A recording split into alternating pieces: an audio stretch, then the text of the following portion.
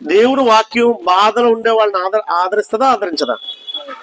మీలో ఎప్పుడైనా డిప్రెషన్ లో ఉన్నప్పుడు దేవుడు వాక్యం చేత ఆదరింపబడిన సందర్భాలు ఏమైనా ఉన్నాయండి? దేవుడు వాక్యం ఓ వ్యక్తిని ఆదరిస్తుందండి.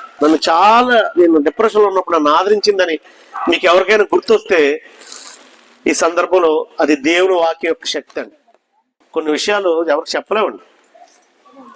చాలా డిప్రెషన్ లో ఉంటాం, దేవుని వాక్యమే నిలబడుతుంది. దేవుని వాక్యం శక్తి ఇస్తుందండి. పడిపోయిన నశింపజేసేదండి, మళ్ళీ నిలబెడుతుందండి. ఆ దుఃఖంలో ఉన్నవాడికి ఓదార్పిస్తుందండి. ఆర్థికపరమైన స్ట్రగుల్స్ లేవండి, ఆరోగ్యపరమైన స్ట్రగుల్స్ లేవండి. నలిగిన హృదయానికి మళ్ళా ధైర్యం ఏంటంటే వాక్యమే.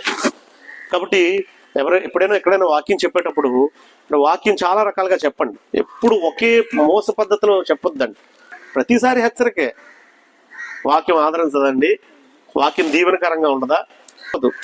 ఆదరించాలి, బలపరచాలి, ధైర్యాన్ని ఇవ్వాలి, హెచ్చరించాలి.